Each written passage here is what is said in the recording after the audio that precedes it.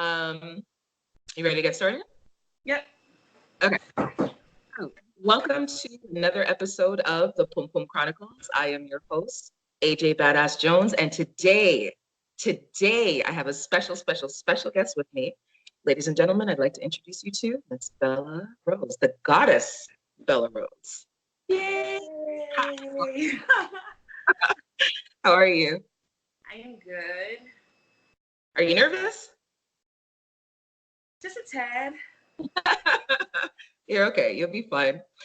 So do you want to go ahead and introduce yourself more properly to our listeners and let everybody know who you are and a little bit about yourself? All right, so Goddess Bella Rose, that was my former dominatrix name, but now I am just Tiggolebiddiess. Okay. Tiggolebiddiess, the lusty seductress. I'm out here having the internet busting nuts, you know what I'm saying? And yeah, I guess you can call me a fetish model. Okay. Yeah. And we'll get into what the fetish is as we go through the questions and we talk a little bit more about who you are and what you do. So we're going to start off with a really basic question. So how did you get into the business of adult entertainment? And I know from speaking a couple of days ago, you said that sexpreneurship, like entrepreneurship, but sexpreneurship, which is a term I'd never heard before, which I love. I've never heard it before. It's like when I was interviewing Dash from Erotic Books by Dash, he had termed something for me called polysolo, which I'd never heard before. So I like these interviews because it exposes me to, different words and different topics and different lifestyles that I'm not familiar with. And it definitely opens up my repertoire, which I love. So how did you get into the business of adult entertainment, your sexpreneurship, and when did you first discover your interest in this field? So the first thing I ever really got into was the whole BDSM scene. I was a dominatrix. I was only 19 years old. So I forgot how I discovered the whole BDSM stuff. But I remember I had a girlfriend at the time and I wanted to do something different. I knew like those secret underground parties existed. So I had Googled BDSM party in Philadelphia because at the time I lived in Philly. And one night, me and my ex-girlfriend, we went to this BDSM party. It was like the craziest thing I ever saw, and I loved it. Like it was like an experience we both will never forget. And since then, that's when I got involved into that, and it just went on from there. When you were at this party for the first time, did you just interact with others? Were you just a spectator? Did you did you act like as a couple within the space? Were you just there like to take in the experience? Yeah, we just wanted the experience. It was on Valentine's Day too. Nice. So Open up the room then. Yeah, we just wanted to be a fly on the wall. So okay. Yeah. So we had on our all black, and we were just trying to blend in. Did you actively participate with anybody, or was it just purely observation? Yeah, I did the electric shock thing. I wanted to try that. Hated it. That shit hurts. Can I curse? It hurt. I said, can I curse on the show? Oh, absolutely. Oh, yes, absolutely. Yeah, you're not vetted in any way. You can curse. All right, so yeah, I did the electric shock thing. That shit hurt. Didn't like it. And then they had a section where this lady she demonstrated like all the sharp objects and stuff. So she had like this like roly sharp thing she rolled against my body. Yeah, I didn't really like that stuff. And I tried the fire massage where they put the glass over the fire and they do it over your back. Yeah, I tried. That was cool. It didn't really hurt. It didn't really hurt that bad. It was like it was a weird sensation, but that was cool. Huh? It was more like pressure than pain. Yeah. Okay. So what aspect of the party did you enjoy? Like what most intrigued you about BDSM which led you to go into that lifestyle or become a dominatrix? I like how open-minded and non-judgmental everyone was, and I'm the kind of person I don't like to judge nobody. Everybody has something weird about them. You know, people is into all types of stuff. So just going there and seeing how open and how free people were, like you can really just be yourself. You can be into anything, and they had some type of room for that. So that's why I really liked it. Okay. So you said that your name is no longer Bella Rose. It's Tiggolebiddiess. Did I say that right? Tiggolebiddiess, not Tiggolebiddiess. Lelly, right. Okay. So you're a plus size woman. And you know, I find that like lately, people that I've been talking to, like plus size women are being fetishized a lot. You know, like in the last year or so, it's like being this big craze, get you a BBW, get you an SSBBW, and that kind of thing. You know, part of the challenge I find though is that plus size women are having a difficult time embracing their plus sizeness and being able to discern between who genuinely likes them for them versus who's fetishizing them because it's like the in thing right now. Did you have any struggles or hurdles that you had to overcome in terms of being a plus size woman in the sex business or in relation to being a sexpreneur? As far as the sex industry, no, because that's a niche. But being plus size in this industry, it really did help boost my self-esteem because when I was a dominatrix, like I had my own niche. I'm a Black woman, Yes. and I'm a BBW, and Yes. I have a big boob. So I have like a nice little market, you know, that's for me. And they worship me, like call me goddess every day, beautiful every day. Like being a dominatrix really did boost my self-esteem a whole lot. And overall, being a sex worker, period, and all types of different lanes I was in, um, it made me, it was empowering. Like it made me respect myself more as a woman because now I have guys that's paying to talk to me. Like I have Absolutely. I have guys that's paying to talk to me. Guys that just sending me money because I'm this beautiful big Black woman, you know. So you just gotta get in where you fit in. To be honest. Yes. Did you at any point have an issue with being fetishized before you embraced this idea of, you know, this is me, I am big, I am beautiful, I'm gonna, you know, embrace all of me and just kind of live my truth? Was it ever a difficult point for you with it? Well, I mean, I'm still young, so I'm still learning and realizing a whole lot of things. Like when I was younger, I used to date some guys, and I would feel like they would be scared to like go out with me in public and stuff just because I'm a big girl and they friends would, you know, make fun of them or whatever. So as I got older, I realized like I'm worth way more. You know, I'm not about to be playing with nobody. Like I'm not gonna be with no secret chubby chaser. You feel me? Like I'm not doing it. Like I'm not playing it. Like I'm a beautiful ass woman, and I got guys that are like dying to be with me. Guys that die to take me out places. Like honestly, I feel like before I got into sex work, I was kind of like a pick me, kind of Right. sort of, and I used to just settle. Now I don't settle for shit.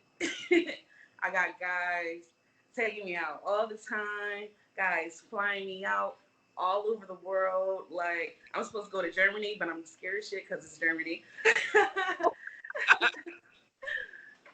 Yeah, you have to be So careful with that one. Maybe if you yeah, had try to get somebody to go with you if you are going to go, because I mean, Europe is kind of far and you're out, you would be out of your element. It's a little bit scary, right? Definitely. yeah, it's very far. It's very far. It's very far. So you had mentioned earlier that when you got into the dominatrix industry, that you had a girlfriend at the time. So it's a good segue into the next question. What are your thoughts on monogamous relationships versus polyamorous relationships, and do you have a preference for one or the other? I think relationships are bullshit. No, seriously, relationships are bullshit.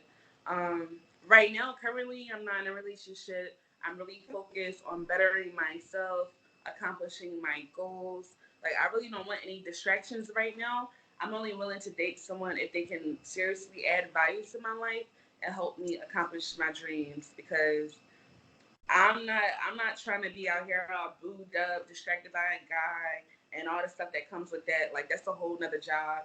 And even them with a female, that's even more work.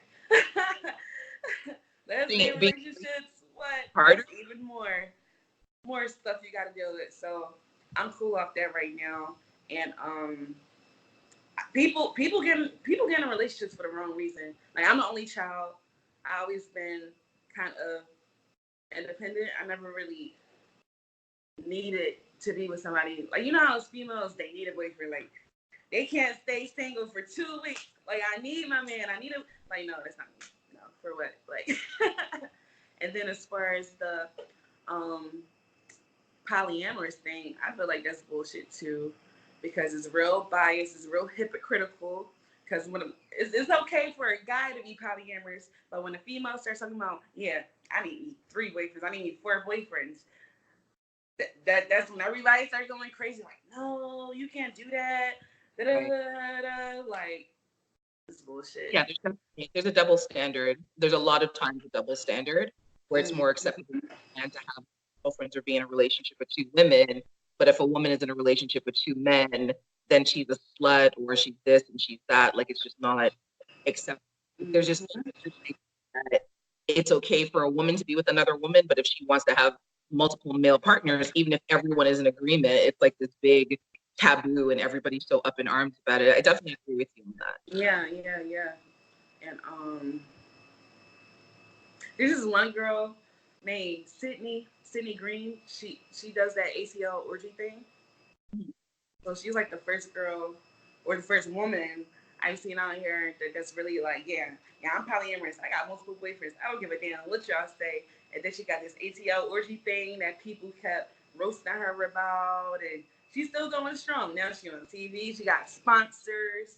She's charging like over 250 a person. So Like, she stayed true to herself and she stayed true to yeah, what her relationship yeah. was. She didn't flop back and forth because of anyone. Mm-hmm. That's what that's the lifestyle that she chose and she stayed with it.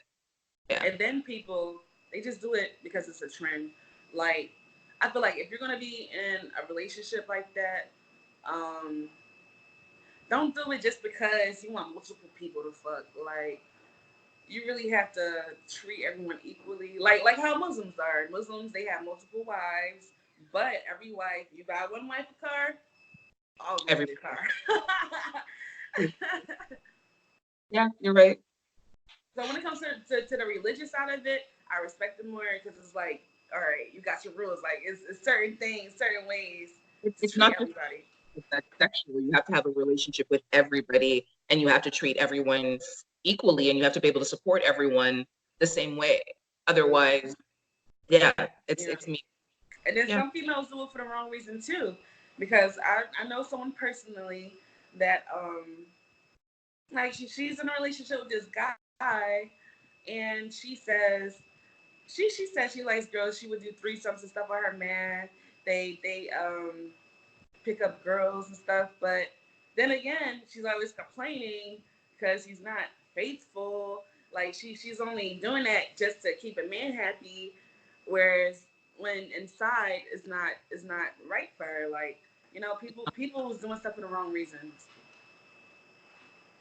So because you're so public and you have like a strong social media presence, when you were in a relationship, did your social media following or the way that people would comment or approach you, did that ever impact your relationships in any kind of negative way? No, No. my last boo thing came from my Instagram page. So explain to people what that is because I've seen the videos and I don't know that everyone has seen them. So like what is like your asset is your breasts, definitely. Can I ask what size they are for the audience? um, right now, well, I buy 44H or double H bras, but honestly, like, The girls are big. They go up and down. Like I think they're way bigger than a 42 or 44H now, to be honest. And so part of your act, part of what you do is, okay, so one video I saw, there's a gentleman that you poured, I don't know what the alcohol was, and he basically puts his face between your breasts and he drinks the alcohol. And then I think that the enthusiasm or whatever, like he collapsed on the floor, like like he had passed out. I was like, what the hell just happened? But someone said he went to titty shock. Someone said he went to titty shock. Yeah. He looked like he was in absolute heaven. But you don't just men, women engage with you as well. Yeah, they do it too.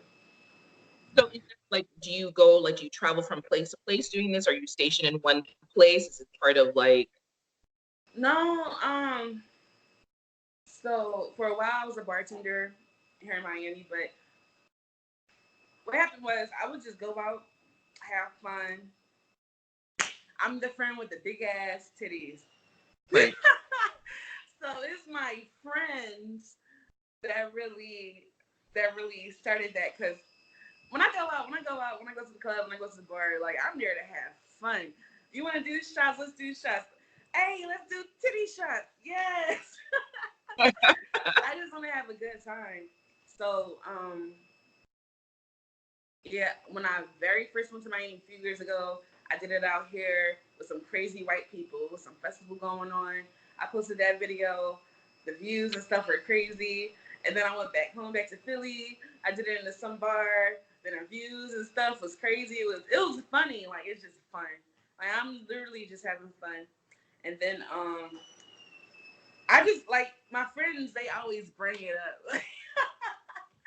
So anytime I'm out with my friends anywhere, they be like, yeah, you should do a titty shot. You see these things? And then that's when I officially moved to Miami last November 2018. And I started working at a bar. So when I started working at that bar, I had my Tiggolebiddiess Instagram. They saw the videos. So, oh my God. That's when my coworkers, like all the guests that would come, because the bar was attached to a hotel, all the guests that would come, hey, look at her Instagram. Hey, you should do titty shots. So then that became my thing at work. Like I used to just make tips out the ass, just doing a titty shot. And yeah, that's it. Like everywhere I go, when I'm with my friends, they hype it up. Anybody, like just yesterday, 2 days ago, I was at the bar with my girlfriend. I went to the bathroom. I come back, 4 shots at the bar. So it's me, her, and this couple, and take a shot. And then she's like, hey, let's get some more shots. I told them about your titty shots. They was thinking about doing it. I'm like, oh my God. And I had on this nice white shirt. I said, not in a nice white shirt. Like, I'm not about to have no alcohol stain on my shirt, my white shirt.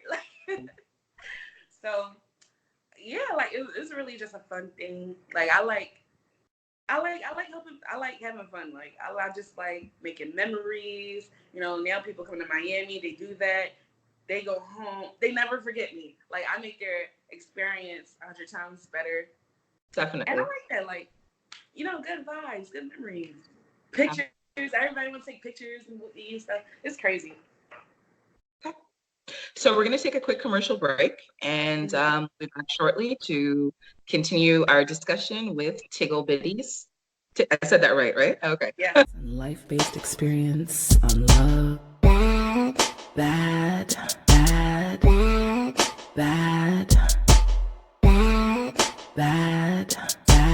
And life-based experience on love. Welcome to the Pum Pum Chronicles. I am your host, Badass Jones, offering personal advice and life-based experience on love, sex, relationships, intimacy, with a little Jamaican flair. Welcome to the Pum Pum Chronicles. Thank you for coming back to join us with our interview with Tiggolebiddiess. We're going to continue our questions and just have a really fun discussion. So recently I had an experience where someone had created a fake page of me online and was promoting themselves as being me, and people alerted me to that. Has that ever happened to you where someone's created a fake profile or tried to garner followers off of your personal success? Has anything like that ever happened to you? As far as people I know making a fake profile, like someone did it to troll. That was about it, but I never, and nothing crazy ever happened. Okay. And I don't think, like my friends, I don't think they would do nothing like that because my friends, they support my whole activities. But that's the way that it's supposed to be. You know what I mean? You shouldn't be in competition with anyone for any reason. If they're truly your friends, they should support you and Yeah. you should support them. So like outside of that, with you come in contact with, like you said earlier, that you're supposed to go to Germany. Have you ever had anybody just tell you that, oh my God, like I'm in love with you. I want you to be mine. I don't want you to do this. I want you to only do this for me. Like, have you ever had anyone profess like undying love and want to be in a relationship with you just so that they can have you all to themselves? Yes, they all be drunk too. So, yeah, a couple Latino, especially the Spanish guys, they love me. The Spanish men, they love me. They want me to quit my job and move in with them, and yeah, it happens a lot. Like it was like a regular thing, to be honest. How do you deal with it? I might know, like I'm young, I need to live my life. Like honestly, I could have been married with kids and stuff by now, but I don't want all that. I want to really enjoy my 20s, have fun, party hard. I'll think about all that serious stuff, all the serious relationships and all that stuff when I'm in my 30s. But right now, I'm just having fun. I'm building myself up. Um, you know, trying to be a businesswoman and just getting my life together. I don't got time for these men. Building for yourself. Mm-hmm. So, what has been the greatest impact, both positive and negative, from social media on your business? How has it helped you or hindered you? So it helped as far as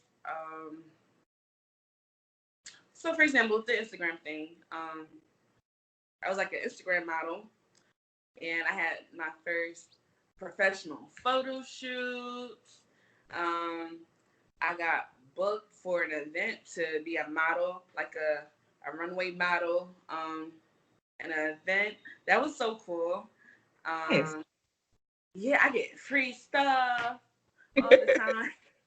I don't know what it is about having a lot of followers, but when you go out and be like, do you know who I am? Look at my Instagram. They'll be like, oh my God. Everybody want to shout out, hey, you want this? I'll give you this. Hey, no, just take it. They're like, it's crazy. So it's most things been positive. And it created another stream of income, which is great. That's definitely a positive thing. Yes. Another stream of income off my looks, which is Yes. coming from like a plus size woman who used to have low self-esteem and not believe in herself. Like now I'm that bitch. Now I'm a bad bitch like the rest of these bitches. So it's been like 90% positive, 90% positive. Okay, so on the bad side, it made me look at men completely different. How so? Oh, so trifling. So I was a dominatrix, a phone sex operator. I did camming, but not like necessarily like on a campsite. And then just selling content. The way the people that I know act now that they know that I get into that kind of stuff, yeah, they act different too. But it's just that men, they really are I don't know. They're just really. You said that they act different towards you because of what you do? Hmm? You said that they act different towards you because of the business that you're in? Yeah, probably more open Okay. because before, um, I'm a lady. I'm a lady. So a guy wouldn't even come with me like asking me, crazy stuff. But now that I do this, um, Right. Okay. They feel you like they know, can ask you or come at you any way they feel like. not even any way they feel like, but they're professing not their love, but their lust Yes. for me. Like all types of people I knew, and it's just like, wow, okay. And they're buying my stuff. It's like men I even grew up with, they're buying my videos and buying my premium Snapchat. I'm like, okay, that's all I had to do. Take some thirst traps, okay. Well, they're supporting your business. They're supporting your entrepreneurship. Right? Mm-hmm. And um, it's weird. It's weird because I used to be like a complete good girl. I used to always be covered up. I'll never wear stuff like this ever. And it was harder for me to really it was harder for me to I guess date. Yeah, it was hard for me to date. And ever since I've been an internet hoe, men want to take me out left and right. Oh, Yeah, I'm an internet hoe. okay. So ever since I've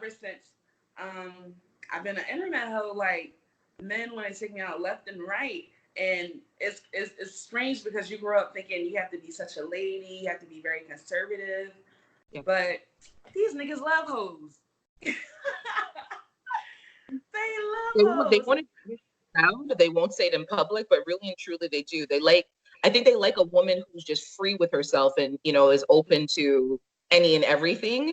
And, you know what I mean, is willing to explore, as opposed to, they get taught that they have to choose the good girl or get married to the good girl, or, the good girl is the one that they should settle down with. But they like exciting women. It's just a fact. Men like women who are exciting. Yeah, I see that. Yeah, when they say hoes was winning, they wasn't lying. But that's why you can't really judge people, because you got the girls went to high school with, they were super hoes in high school, and now they're the ones married. Right. While the good girls are, just left over there somewhere, Yes. So, that's the main bad thing. I look at men completely different. I can't even.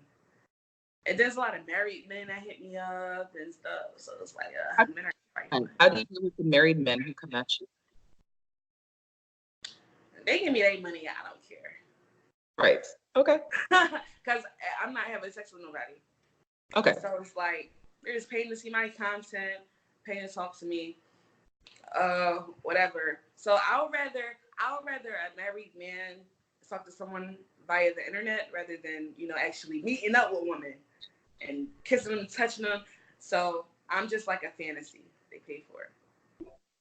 So I don't even take it to heart. But some men really are trifling.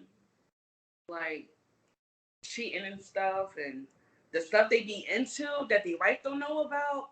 Yes. Yes. Mind blown. Like, what? Have you ever why they don't do that stuff with their wives? Like, why do they choose not to? I remember I had a conversation with a guy, and he was just like, he's scared to open up with her because she's not like real sexual and fun. Right. So he was telling me, like, when they have sex, it's real basic. It's right. Real basic. And when he try to explore stuff, that's when she's just like, no. Like it. And I feel like that's bad. I feel like you shouldn't marry someone like that, especially if you have this sex drive or all these sexual fantasies. Why would you marry someone that's completely opposite of that? But that's what it is. You marry the good girl for the image, because it's what you're supposed to do, or that's what you've been raised to think that you're supposed to do, right? If you could work with anyone in the sex industry, who would you choose? There's a famous Black dominatrix named Madame Caramel. She is like the queen. Like she is like that bitch. She is like the Kim Kardashian of the BDSM world and like one of the top Black women. Like she's plus size. She's an older woman. She does it like full time. Like this is her lifestyle. She has like little sex slaves.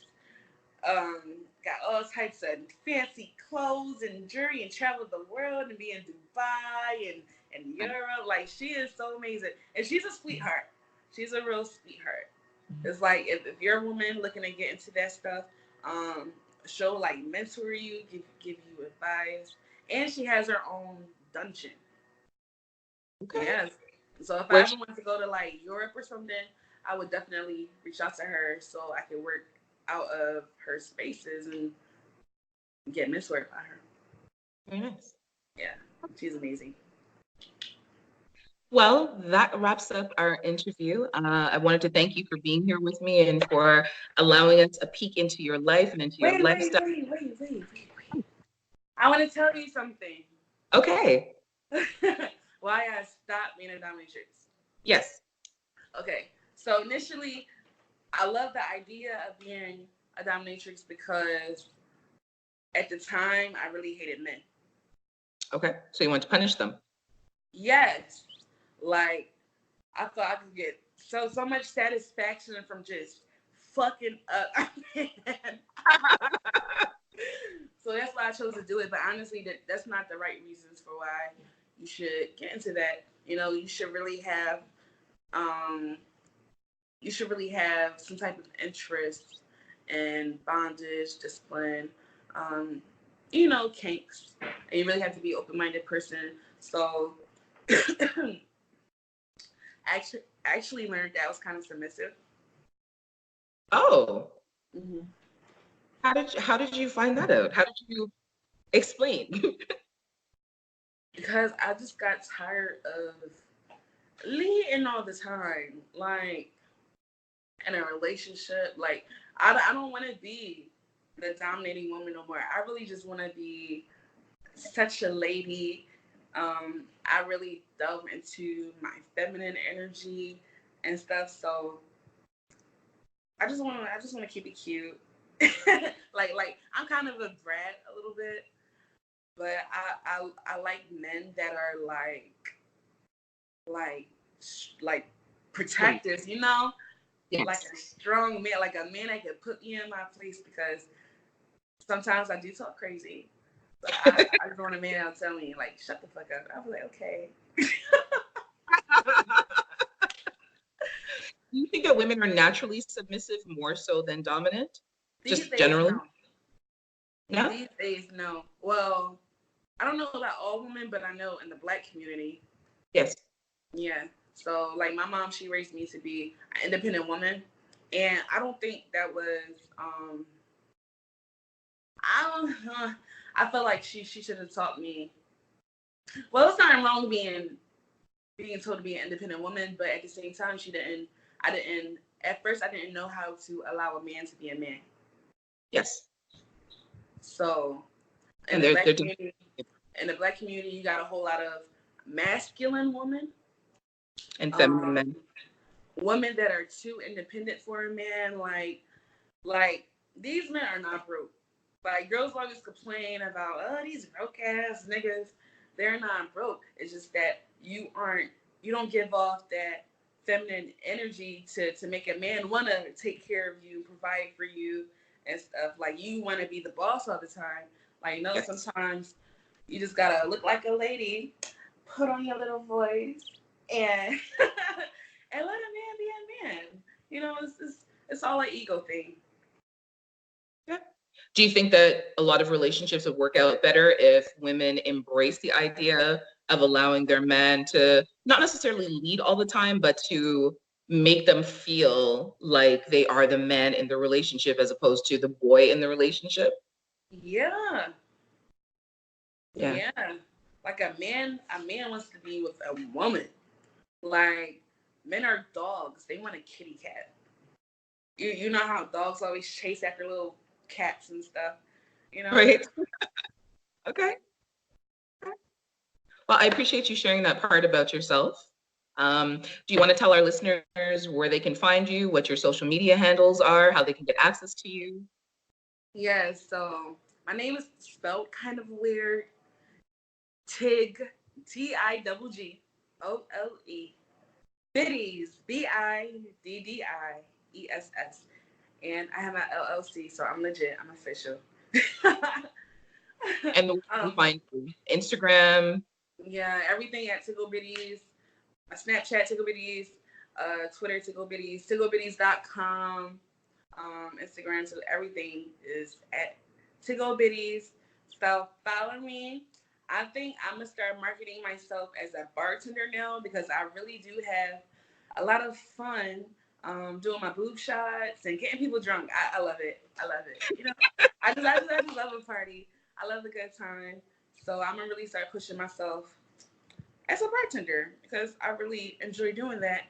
And you can book me. I quit that bartender job I had, so now I'm independent. If you want to book me for like a private party or whatever, I'm available.